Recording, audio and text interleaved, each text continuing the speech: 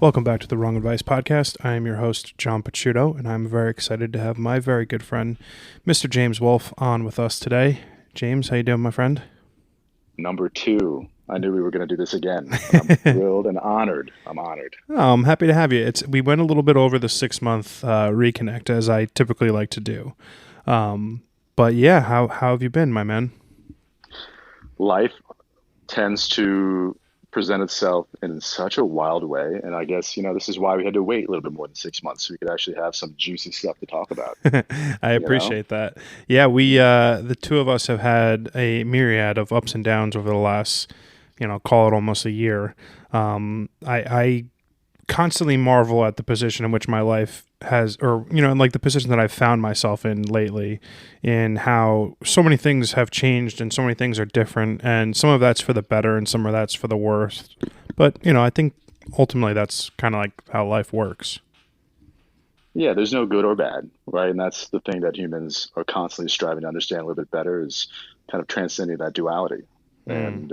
And it's not in some like weird utilitarian way, but to not see anything that's a negative or a shadow as, a place to be a victim, right? Like the Ooh. gifts of our life really kind of transcend out of those seeds of shadow. So I don't know. For me, the longer I have spent time seeing, like, I don't want to say the purpose, again, it's not a utility, but seeing the beauty that can come out of those shadows, the less I get, like, fully dragged down by them, if that makes sense. It does make sense. I don't think I've framed it in that context before, but it is pretty much exactly how I feel.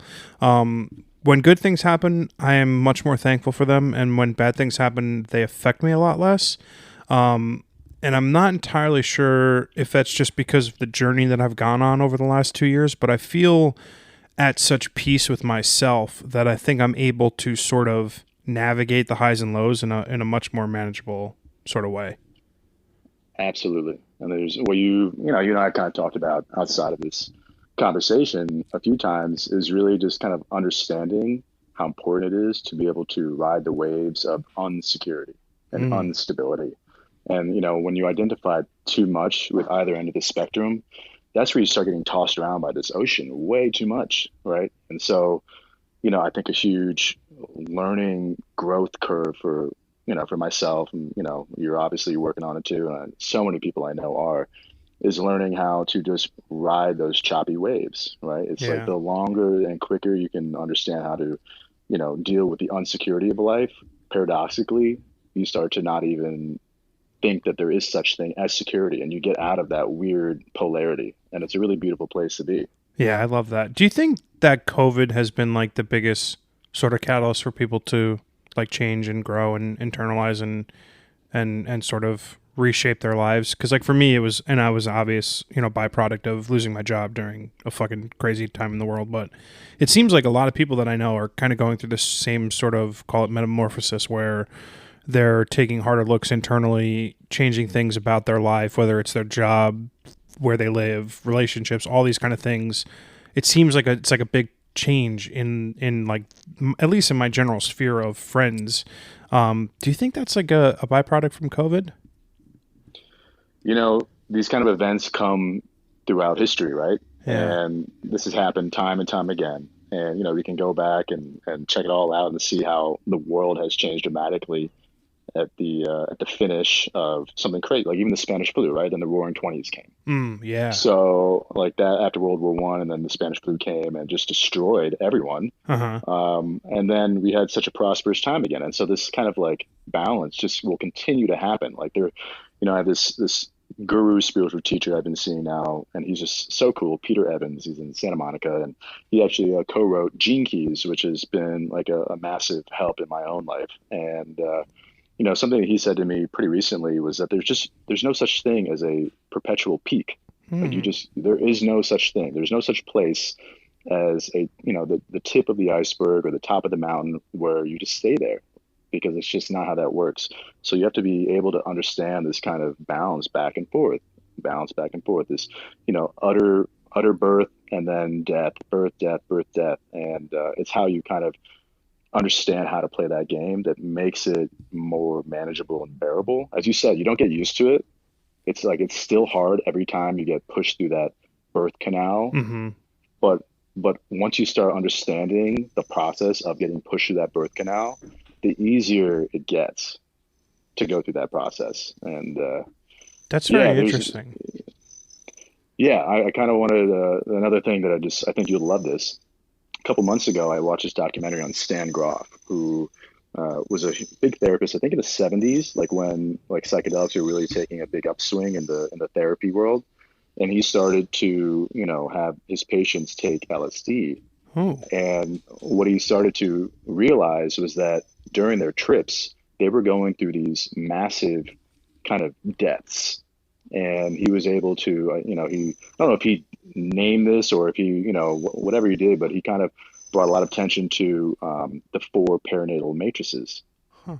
And what it was is this is what the child goes through too, and what we as humans perpetually go through time and time again throughout life until our final departure, which is really, I guess the final birth back into the ether. So the first perinatal matrix is obviously, the birthing process has begun, the water breaks. And the second one is you start getting pulled into the canal. The third perinatal matrix is where everyone gets totally, this is like the first birthright of humanity, where you're getting squeezed so hard and it actually feels like death. And you can't breathe and you don't know when it's going to end. And this is what people feel like when they have a massive come up on a psychedelic. Oh, Um, and this is what we go through with life, these chapters time and time again. And then finally, the fourth matrix, of course, is the breaching and the birth. And you finally have that breath and that inhale of fresh air, and this light illuminates you, and you're on the other side. And so what he kind of figured out was that even in the therapy, this is what people were going through time and time again. And so, am I hearing something kind of funky? No, I think that was your phone for a second. yeah, it was my phone. No, you're good. I was like, what machine is breaking down? Um, so this is what people are going through time and time again, and it's just so important to be able to understand this process so that you don't identify so heavily with each part of it, where you're just like a chicken without a head, just freaking out. That's very So yeah, interesting. I guess I never, that is like a very literal manifestation of like the process of, you know, gaining and losing in life, right? Like, so like yeah. each sort of new phase of your life is a birth and a death. I never really constructed things in my life in that manner, but that's a very interesting frame of reference for it because obviously it's extremely literal to being alive and dying, and Mhm. sort of those births and deaths in life. But that I find that very interesting. Um, do you feel like you've been going through like a sort of a birth re-death sort of in your Oh, own? Yeah. yeah, man. Yeah, Yeah. man. It's been like one of the toughest 6 month periods of my life. Um, I'm sure a couple of your listeners will know. I lost my brother to a drug addiction in February, Hmm. um, and I didn't lose her, but a partner and I decided to part ways about a month and a half ago, and you know, I this is a touchy subject even, but I had to rehome the puppy that we had together Yeah. about 2 weeks ago, which, these three things come in threes, right? So like these were just massively experiential occurrences, and everyone's got their own kind of part in it. But there's so much to learn and so much clarity that can come from such a pain. And yeah, I mean, there's a lot I can talk about with all three of those, but is there Yeah, like what's I'm super curious. So like, the loss of a brother is something that's like probably never going to be something that you're able to like fully heal from, right? Like that's like an unimaginable loss. And that process having unfolded just, just call it 6 months ago is not a lot of time that's transpired since then. How do you go about unpacking that level of loss? Like, I would imagine it's each day gets a little bit easier, the weight gets a little bit less, the burden's a little bit less. Like, how does that, it's just unimaginable for me. it was wild. I've never experienced a close family death before. Oh, wow. Yeah, my grandmother died of cancer when I was like 17, but I wasn't that close with her, and Hmm. so it didn't really hit like this hit. And my brother, who I shared a bed with until I was 12, Wow. not not because we only had one bed, but he would climb into my bed, Right. And we were both athletes. We had that relationship that was rooted in love, but was just like, shrouded in competition. And Right. so, like, it was like at a young kind of like shadow frequency, it was pretty negative, to be honest. Like, it was not a great relationship. Like, how we were to each other was very different than how we responded about each other to other people. That's normal. Yeah, it is normal, and we just never, but we never reached kind of like a more high frequency style relationship with each other. Yeah. I went to one high school, he went to a different one. We went to different colleges. I was in New York City for his senior year in college, and then I moved out to California once he graduated. So we never really had a lot of time together. And then, of course, his addiction kind of, eroded his conscious personality in so many ways for the last like 8 years. Jeez. So yeah, it was pretty wild. It was pretty wild, and that and my parents had it way worse than I did regarding Yeah. that journey. I mean, I will never say otherwise. My parents, really had to grow as human beings, and that's something that I definitely want to touch on too regarding my mother. You know, I come from a pretty masculine household, right? Like a very go get 'em, go do. Hmm. Not a whole lot of comfortability and expressing emotions, which for me was very hard because I'm like the most emotional person on the planet. So as kids, we didn't really have that, and that totally played a part in his journey with self love or lack thereof. Yeah. Um, but his death and even leading up to it, like for my mother, was probably the most spiritual experience she's ever had. She's had to learn like such tenderness and grace and empathy and just like dismantling so much of what she thinks she knows about life, herself, and other people around her in order to really kind of even understand what my brother was going through. Yeah. Because so many people just think like, oh, like the drug is the problem. And it's never the problem, right? It's like there's this whole ocean of foundation underneath that where this drug problem arises. Hmm. And it was just, seeing her kind of come out of the shadow as a completely new person. Like she and I have a totally new relationship now. Yeah. And like, yes, it's, there's one less sibling. And so maybe there's an element of like, okay, I need to love my family more, Mm. but that's also like one of the beautiful functions of death, right? Like it Yeah. puts into perspective what's truly important between people. It's never a job, it's never, status, it's never money, it's none of that stuff. It's purely the resonance of love between the people in your life. And that was, yeah. I'm super glad you said that. I've been working on a blog post for like the last week, centered around that, right? Like the thing that the greatest unfortunate byproduct of loss is how it reframes and reshapes your mind to what is important in life. And Yeah. like you said, it's never status or stuff, places, things. It's people. And I've been trying to like put a bow tie on this blog post that I've been writing for a while about like trying to impart on younger people that there's a million things that you can worry about on a daily basis, like your job, your fucking bills, like whatever it is. But you're never going to be able to look back and be like, wow, I was super happy that I had this relationship with this friend or my family or a grandparent, because you only experience that gratitude when it's no longer there. And Right. it's one of those things that I've been really, really trying to implement in my daily life, is just being thankful and telling people who are in my life that I'm thankful to have them, because it is only at loss that you're able to realize what you're going to go without moving forward.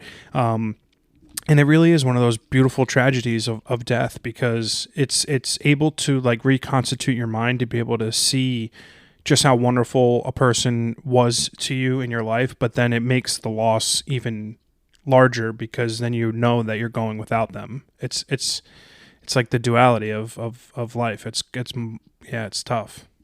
You get it, man. And I've noticed that just, in our communication is that you're really leaning into being the frequency of love. You know what I Yeah. mean? And that's like this thing that I'm really having fun with too is, people really think that like love is something you can give or that you can then take away, right? Like there's the option for either. And like so this whole idea of conditional love, like on like it's kind of a paradox to me. It doesn't even, they kind of cancel each other out because real love is not really something you can you can give because it's not something you can take away. It's an Ooh, emanation. It's I an like that. emanation. It transcends the ability to give and take. Huh. So I think that's like really where we are starting to kind of go towards as a species, right? We're trying to elevate from this ego-based consciousness to this heart-based consciousness, and at that element, it's truly about just being love. And like this is what we if we all do this, like there's never really going to be a problem. So Yeah. that's and that's obviously much further down the line. But Yeah, man. yeah, I'm in a position now where my life is in a completely different place than I could have ever imagined it having been. So I think because I have such gratitude for the journey that I've experienced over the last 2 years, it was literally like almost 2 years to the day where I lost my job. Right, like I had yeah, so many chaotic things going on in my life at that moment, and even after months after, I was dealing with so much crazy shit that I'm in a place now where I'm just like very happy and extremely, extremely grateful for like the growth that I've been able to somehow achieve. Like I'm leading my life with a lot lighter of a load, right? Like I'm giving myself yeah. the ability to live with grace and like understand that I can make mistakes. And I've gone through the process, with the aid of therapy of like forgiving myself for like dumb shit that I've done in my life, like for, making bad money mistakes or, doing bad work at Totally. jobs and stuff. Like I've been able to really elevate myself from like a consciousness perspective that I'm not an asshole anymore. Like I used to be such a dick. You know what I mean? Like I would be like tweeting crazy shit and telling people how much I hate them and stuff and like fucking Oh Trump man. and all things that don't matter. Do you know what I mean? Like Right, I don't right. watch the fucking news anymore. Like I'm much more focused on building things in my life that are going to have a lasting impact beyond my time here, right? Like it's one of those things that I'm incredibly grateful for. I don't know what happened, when that switch flipped for me over the last 2 years, because it happened Uh-huh. almost without me realizing. Like it just all of a sudden, like I was sleeping better. I was being more refreshed in life. Like things were just getting easier, and I can't pinpoint what it was, but I think what it really boiled down to is like I gave myself space to be able to grow. I gave myself the ability to internalize all the things that I was feeling and then express them, whether it is on this What did that podcast. look like? What did that look like though? Like what was that choice of giving yourself the space? Well, through with my working with my therapist was like really transformative for me because like I used to bottle everything up. Like I grew up in an Yeah, Italian household. It wasn't cool to like talk about feelings or anything I like feel you, that.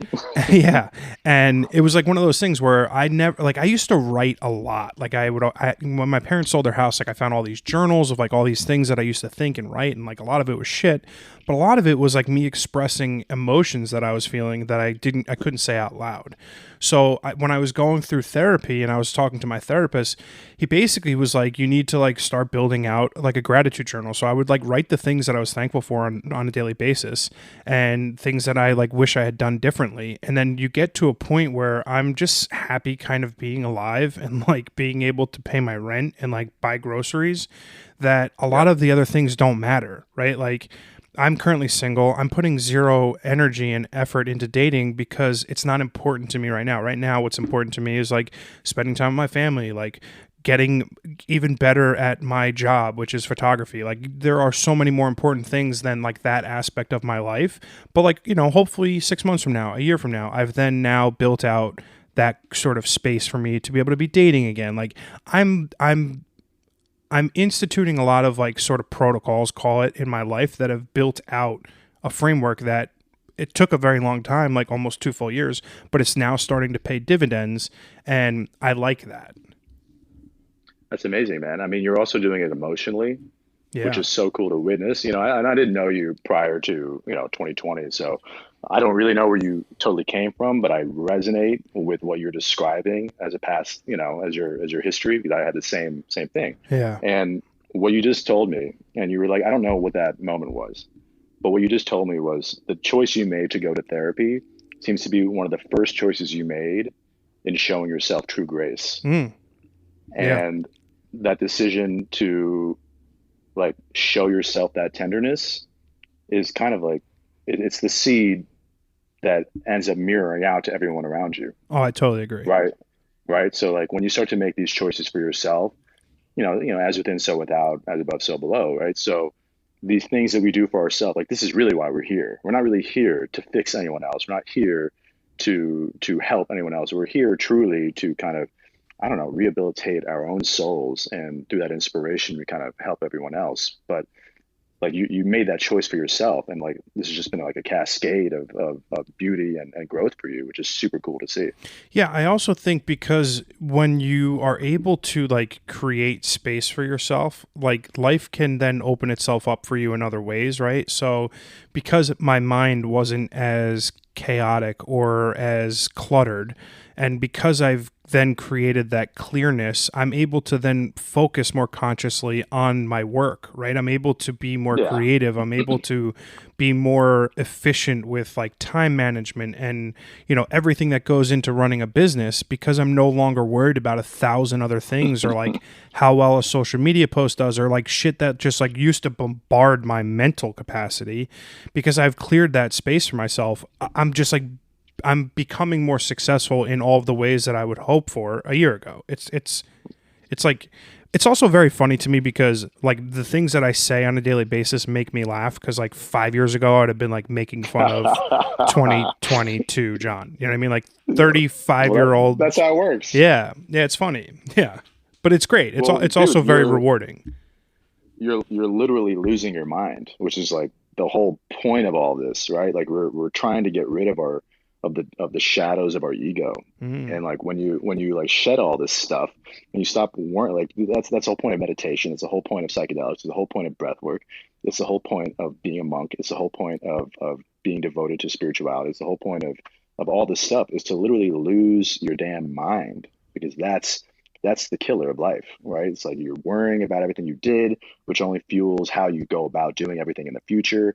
It literally takes you away from being in the present moment, which is the only place that is a big enough channel for you to receive all the stuff that really guides you going forward. So yeah, like of course your life is taking off the way you want it to, because your mental state is at such a more peaceful place than it has been, that you're literally like receiving these downloads, receiving these kind of impulses and these moments of real divine creation coming through you, and that's like propelling you forward, and that's like the whole damn point. It's So very you just funny. slow down, and it's Yeah. working. Yeah, no, it's funny because like in all of the ways that everything I was doing used to have like, I don't want to say no purpose, but like a million purposes and a million sort of directions, because I've now very much honed in onto what the important things are, and like we were discussing earlier, it's people, and it's like the way that I can incorporate those people in my everyday life. Everything else has gotten a lot easier. Like, speaking of decluttering, like when I live in a much cleaner like apartment now. Yeah, Like yeah, the declutter of both like my mental abilities and then like also my physical space, it opened me up to be able to be much more productive on a daily basis. It's wild. totally. When you're going through like these experiences of like loss after loss after loss, and like it feels like sort of like a never ending tug towards the negative, how do you maintain like, you know, positive cognitive thoughts and like maintain an upbeat sort of belief for yourself? Because there's no question that the loss of a loved one is impossible to deal with, and it's just like a matter of time. But then dealing with the loss of a relationship, dealing with having to get rid of your dog, and because it needed better care, like how do you deal with all of that, and still sort of like be able to put on like the happy James face, the I'm still growing, and being able to be like a positive light. Damn, it's not. It's like not even at this point. It's not really a choice one way or the other, right? It's like you don't really have a choice. Like you can be a victim of all this stuff, but when you start to really, and this is where I guess having more revolutions around the sun really helps you, because you start to see like, oh, okay, I'm still alive. You know Yeah. what I mean? And like the more you go through crap, the more you come out of it the other side, in a better, more functioning way. Now you've detached from the identification of the trauma, and you can start to like become the witness. And this Mm-hmm. is where like life really starts getting funky for people, is when you can start to become the witness of your own existence. Hmm. And that's where you can start to really contemplate everything, and that's when you can start to really understand what, the quote unquote purpose of that experience might have been, right? Like with the puppy, right? I've never, it seemed like such a non consequential thing, but it was one of the hardest freaking things I've ever done. And it was so Yeah. weird because like here I am with a 7-month-old puppy who, I'm someone that like just gives so fully to the experience. Like my nurturing side is crazy. So like this puppy, I was spending $1,000 a month on his food. And I was like, Jesus. like I was doing every little thing. And I got to this point where I'm like, all right, I have to put him in daycare and put him in, have dog walkers come. And it was just not the life I could give this little dude. And so I got to this point where I'm like, I have to walk away from unconditional love, Mm. which is such a strangely like paradoxical idea. Yeah. And it's like not something people really experience because like humans are not unconditionally loving. You know, it's So funny. like, I wrote yeah, an article probably, I don't know, 7, 8 years ago about how unconditional love is unreasonable love. And I think the premise, I can't remember, but off the top of my head, but like I do remember the thought process being like it's not normal to be unconditionally loving for a person. I don't think it's something that I'll ever experience, and I don't think it will be anything I ever receive other than like from say like my mom. You know what I mean? Like, but no, don't say that. Don't say that uh, because you're totally on your. I mean, it starts with yourself, and that's I where unconditionally humanity love is. myself. I don't think you do yet. I I don't do. think you do. I All do. right. I Well, love me quite a bit. It's like other people that I need to like, open I space hear up you. for. Like I hear you. I hear when you. I think of like the like love, right? Like, and I think about, and I'm very giving with the term of endearment of telling people I love them because you get to a point in life and an age where you don't know the last time the last thing you're going to say to a person. So I try not to let Right. it be a negative thing. And I'm like very easygoing with like I love you, I'm appreciative of you, I'm thankful for you. Like those things are important for me to express, whether it's like fucking a person I've been friends with for two weeks or 20 years, right? Like, Right. and it's Right. weird sometimes, but like it's just like I love people. Like that's where I've gotten in my life. I used to hate everyone, so like the fact that I'm able to Mhm. express the fact that I love people for no reason, I think is a huge win for me. But I do also think there is some degree of paradox about unconditionally loving someone because you are opening yourself up to a vulnerability of being hurt, right? But that's your soulful duty. That's Mm. that's that's the opportunity you have Hmm. to really help shift not only yourself but everyone around you, right? Yeah, it's It's interesting. like you have an energetic duty to present like the fullest loving version of yourself because like, this is what everyone's doing, right? Everyone's coming together as some masked, traumatized, shadowed version of themselves that feels like the other person has to earn their true nature. Hmm. But until then, I'm going to show you some half-assed version of myself. And this is what everyone's doing to everyone.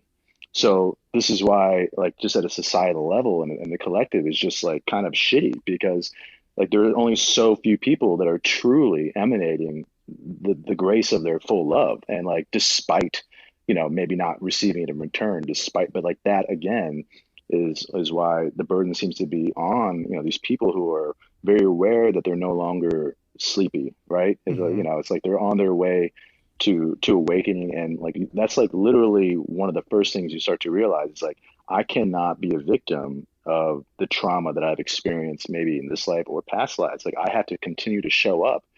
And this is why the Mother Teresa's and the Gandhi, like this is why they were so powerful because they really helped, shift things at a collective level by this their sheer individual experience of continuously showing this love no matter what happened in return.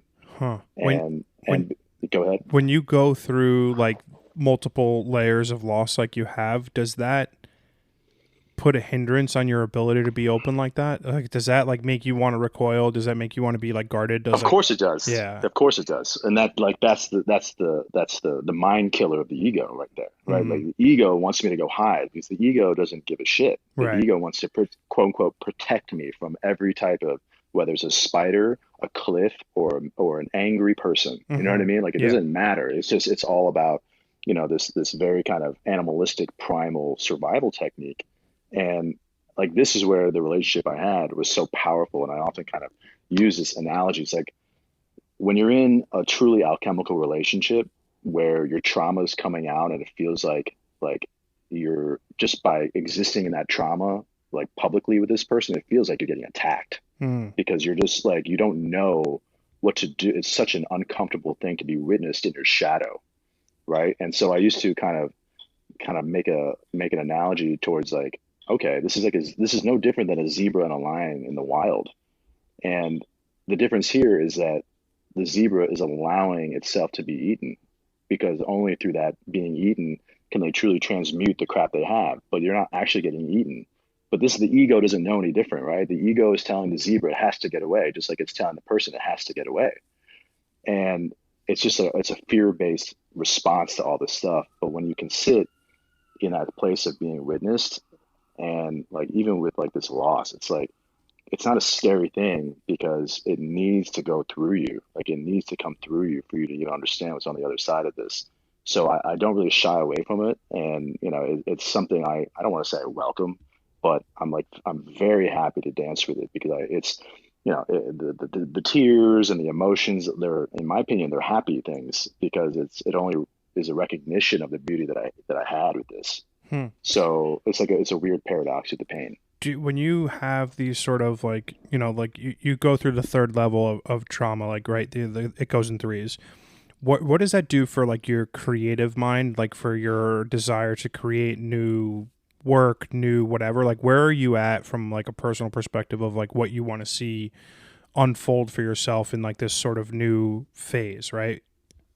Oh man, there's so much going on. I mean, you've seen this artificial intelligence art I've been kind of creating and Yeah, posting, which shit's is just wild. it's so wild. And it's and I totally understand these perspectives that people have. It's like, oh, it's not real art. I'm like, I don't think that's true. what? I don't either. Like, what is real art? The stuff I see in museums, like this doesn't look like real art to me. Like this giant red dot. What Yeah. is that? or But or the what guy who did like a full on white canvas.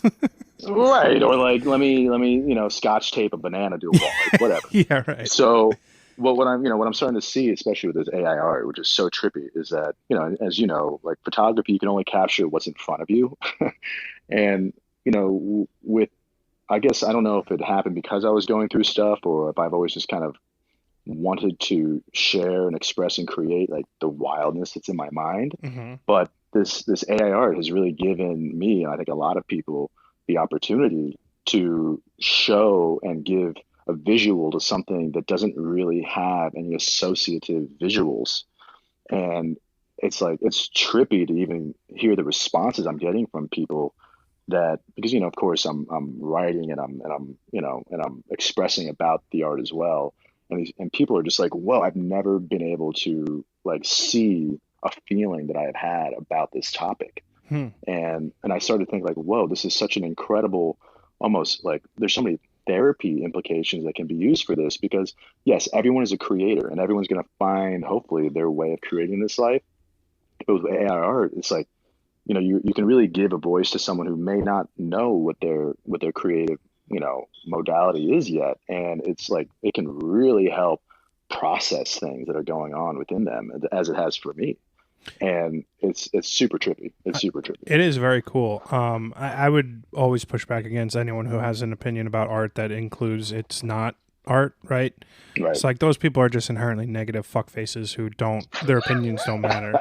Because those are the same people that'll be like, oh, well, if it's a digital photo and it's not a film photo, right? Like, there's always, everyone has some sort of caveat for that shit, and those are the people I like to tell to go fuck themselves.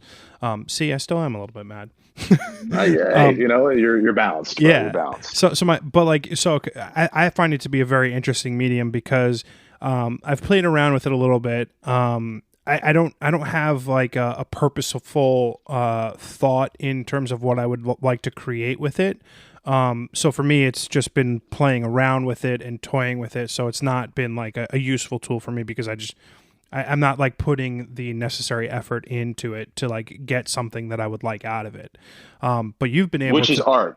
yeah, which is hard. No, Like no, I that, know. and it's art. You know what I mean? Like that's like there needs to be intention behind creation for it to Yeah. mean anything. Yeah, no, I So totally agree yeah. with that. And you've been able to make some fucking insanely like I don't. Obviously, audio podcast is not the best place to be describing the work, but it's been inspiring shit to see because it's just so different from the stuff that it's like a palate cleanse, right? It's something so wholly unique, and what's nice about this stuff, and what I would really push back against people who talk shit about AI art is it's so personal. Like it's coming from a place of such like extreme personalization that just because a computer is generating it doesn't mean it's not your thoughts and your feelings, Exactly. just created by an application. I mean, it's wild. It's wild. It is wild. It is wild. And it's been fun to kind of dance with that in that way, especially as I try to navigate, you know, as you can tell, like I'm always kind of like trying to bridge the head and the heart. And Yeah. like, as long as we are humans on this planet, we're always going to have to somehow articulate our heart. Mm-hmm.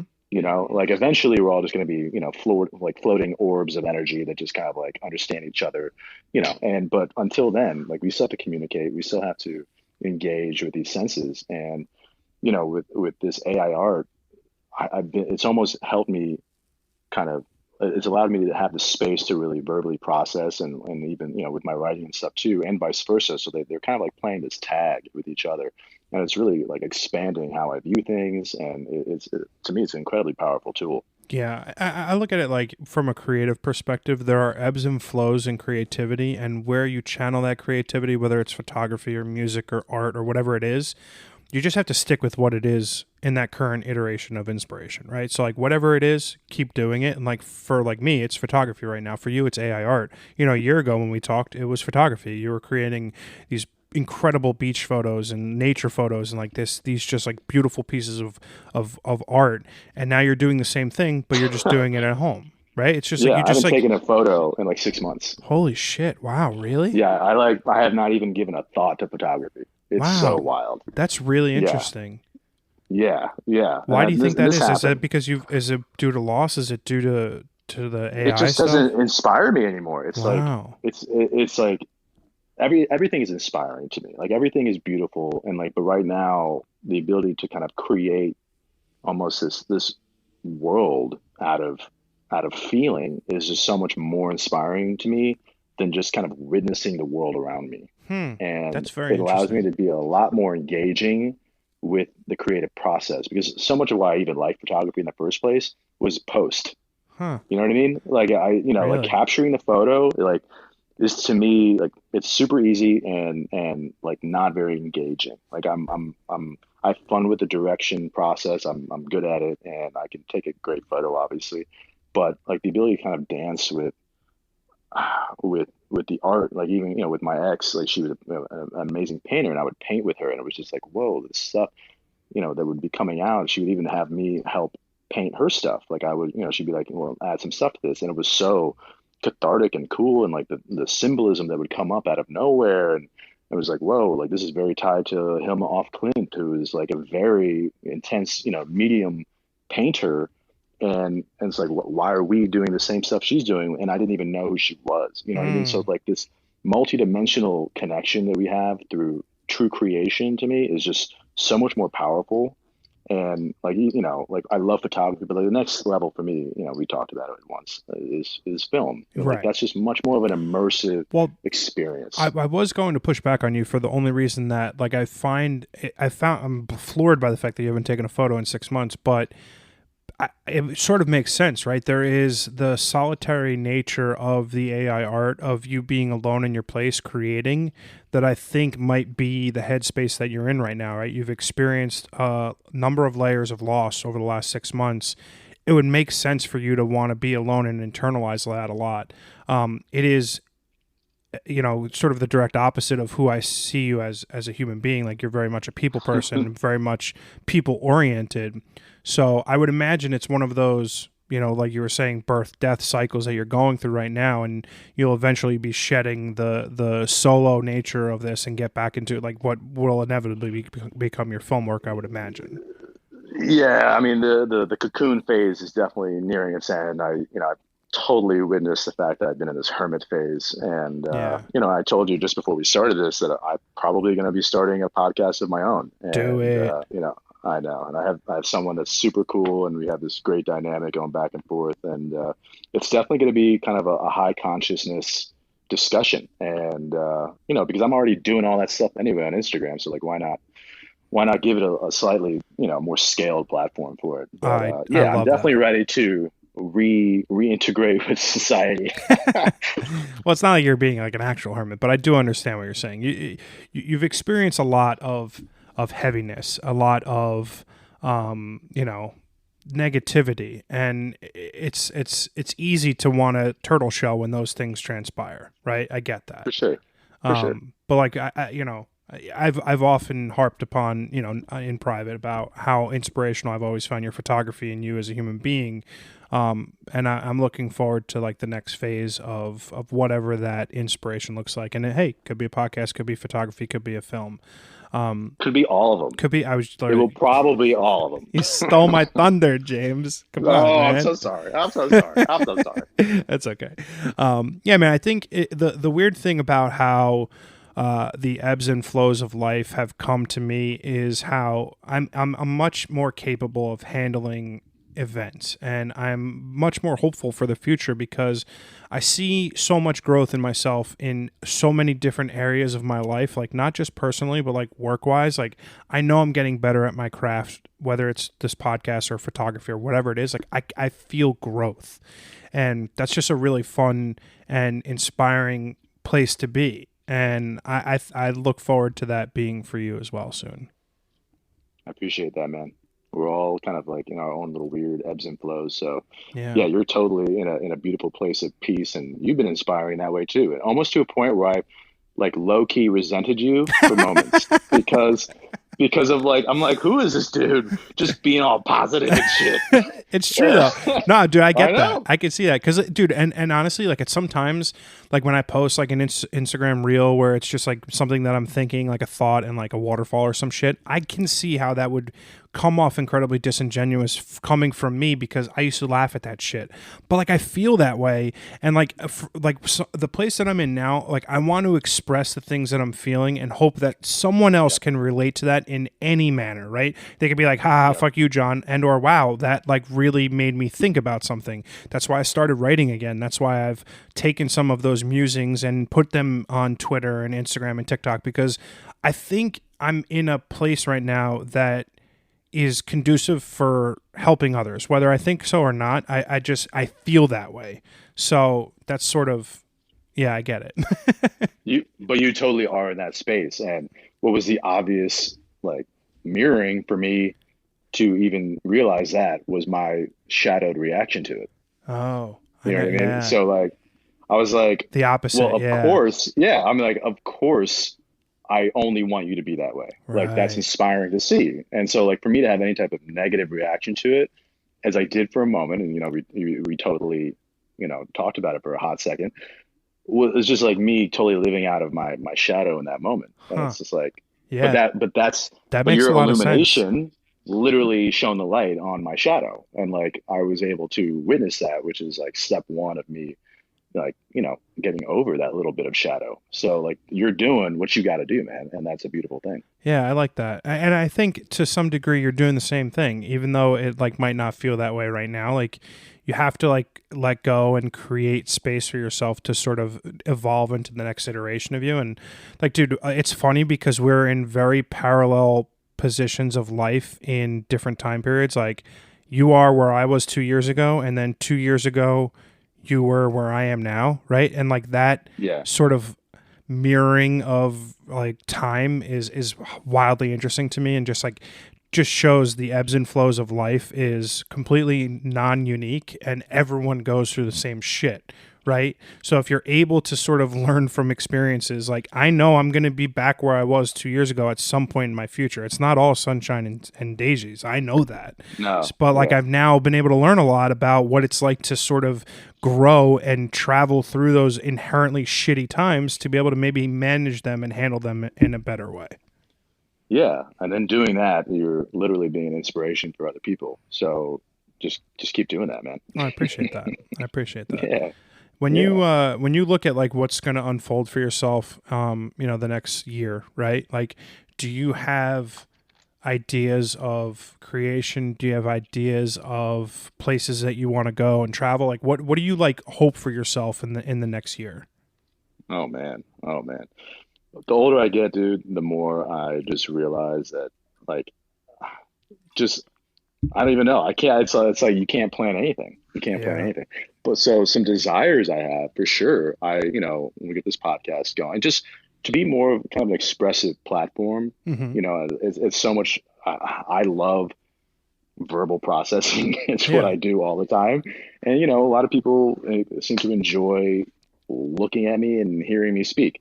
So I think there's going to be like I want to share that. I want to share that. I want to walk hand in hand with people on this journey because I understand both the highest highs and lowest lows of this stuff.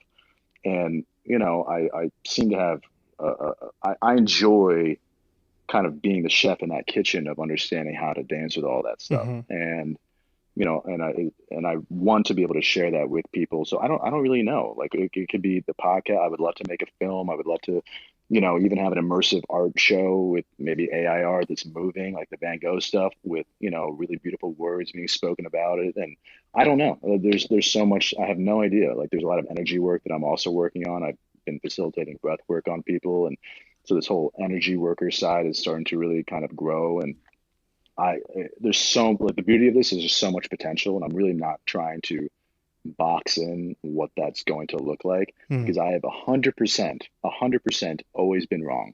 Wow. I mean, that's I have interesting. never, I mean, I have never been right with where I thought my life was going to go and Same. what I thought was going to happen. I have Yeah. 100% been wrong, and in the best way. No, So I all agree. I know is that there's so much beautiful stuff that can come. And I'm really just trying to lean in without an expectation and really not even that much of a plan because I can identify too much with the trajectory of it. And then I get frustrated and it turns into an expectation and blah, blah, blah, blah, blah. I love that. So, I but think I yeah, think in a lot of ways when you don't put pressure on yourself to do a certain thing, it gives you the space to be and do what you want inevitably, right? Like I yeah, think early on in my transition out of like the normal 9 to 5 job world in 2020 was pressure put upon myself to be a success immediately without putting right. any sort of framework on what that process should actually be like. And I've now gotten to the point where I understand that, there no overnight success actually happens overnight. They No, are no, years and months of hard work and dedication to get to a point that you can then consider yourself successful. And for me, it's basically been 2 years. Like the last year has been tons of ups and tons and downs, but like I've finally reached a point where I've now been able to consistently been in a place of creation that has been transformative for me from a career perspective. And I think when I started taking that pressure off of myself to have a certain level of success or achieve a certain, status with regards to my career, it opened me up to be able to do the job without pressuring myself or stressing myself. And I think if you put yourself in that mindset for whatever the next chapter holds for you, there is no question in my mind that you're going to be successful in whatever you choose to do. that's exactly it, man. And so much of what I'm even seeing with your process is that you also just really enjoy what you're doing. Love it. Right? I love Yeah, it. and like that's step one, and that's the hard thing too. With people, they try to put this kind of pressure of professionality or career on the Mm-hmm. things they enjoy, and just like my father used to always say this: the chased run, Mm. and whether it was girls or like some job you wanted, like really what was behind that is like when you chase something, there's often this kind of fearful energy around it that literally repels the objective goal that you have Mm-hmm. away from you. That's really interesting. And I like that. yeah, it's a good one. It's a good Yeah. one. He literally would like print it out on a piece of paper and put it around the house.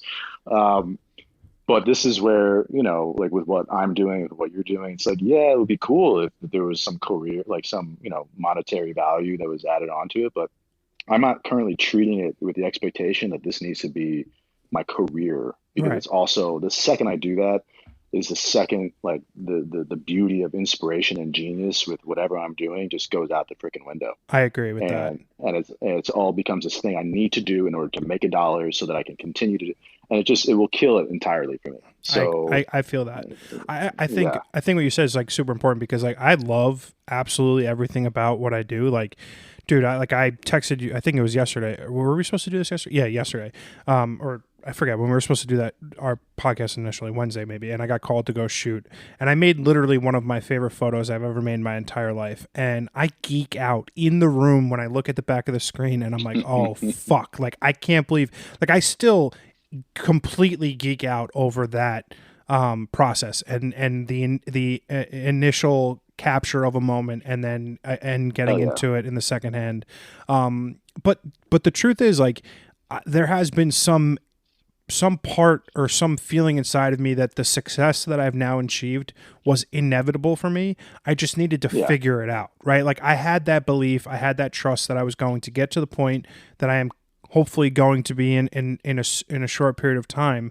That was something that I was always building towards. And like whether that's like me subconsciously manifesting it or not, it's happened, but I believed it. And if I yeah. think there's a lot of people who think something's a lot harder than it has to be. And at the end of the day, if you just believe that whatever you're going to try to do, it's inevitable that you're going to be successful at it, you can be. Totally. And I will say that you and I are both in, pretty fortunate shoes to be able to explore things the way we are, Oh, totally. where we can not totally worry about money every day. And I Yeah. know a lot of people Well, I don't do have worry that about liberty. it. I mean, I do too. I do Yeah. too. But like, I'm not like worrying about like eating tonight. You know what I Right. mean? Like, Yes, I have a absolutely. place to live. I have enough money to live today, and and that's really kind of what's allowed me to do that. And with what you're saying is so right, man. Like the attraction behind the joy of experiencing something is just so much more.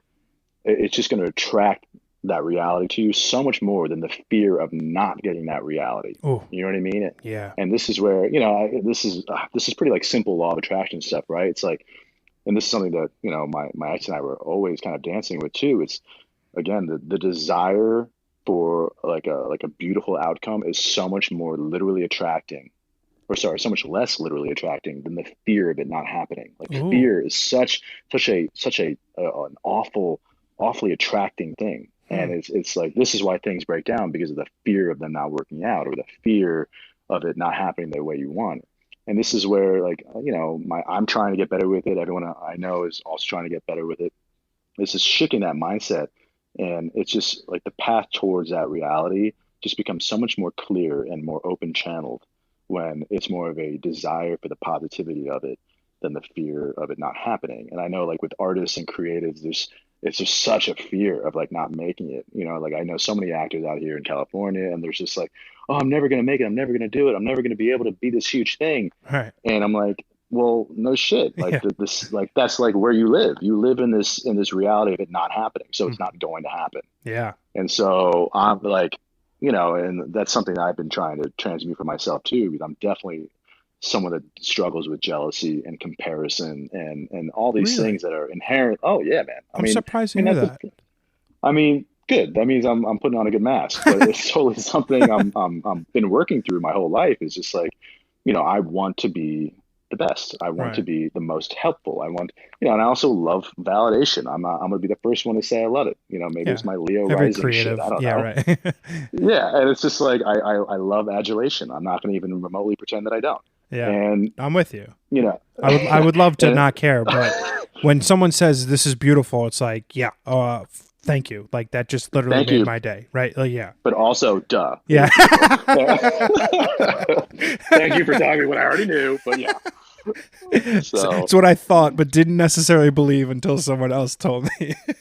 totally, and yeah, but your validation definitely helped. That's funny. Uh, Yeah. but yeah, so I'm definitely like trying to figure that out better, more for myself, and that's just like knowing that you are your own unique like beauty in this existence, and there's like such a cool divine purpose for you. Yeah. And again, the older you get, I think the more you can just start to experience this like very individualized path that you're on. And then this comparison and this freaking out and this jealousy, will theoretically start to subside. It has for me because I just know that I'm supposed to do something really cool. And like, I don't, I'm not 20 anymore and where like my options are just so limitlessly confusing that I don't know where I'm going at all. Hmm. But now, I'm 32 and I can, I'm starting to see a little bit more where it's going, and it's a lot more reassuring for sure. I think that has been the greatest like secret that my 30s have taught me is that like it's never too late to do whatever the fuck you want in your life, right? Like Oh yeah. save for the fact that like if you make smart money decisions in your life, everything gets easier. But like you can do and you can be whatever you want to be. And anyone who tells you otherwise is full of shit. You can build a podcast from zero. You can start a photography career tomorrow. You could be an artist. You could be a musician. You can do whatever you want. And the only person stopping you from doing those things is yourself. So as soon as you learn that you are inevitably your only biggest hurdle, you can start pragmatically going about your life to create whatever the fuck you want. Hell yeah. That is utter truth. That's Yeah. utter wisdom right there, bud. That's really what it is. You are the most divine creator in your life. And the sooner that you get to realize that, like that's when the magic starts pouring out of you, for sure. I completely agree. Dude, I'm incredibly appreciative to have had you on again and share another hour with you. Obviously, we're gonna have to do this again because I could talk to you for days. I'm a huge fan of you as a human being. I'm incredibly thankful for your friendship and just incredibly lucky to be able to call you a friend. And thank you so much for coming on the podcast again, James. I love you, buddy, and have a great rest of your day. The love is mutual, my friend. We'll talk soon. All right, take care, buddy. Thank you. All right.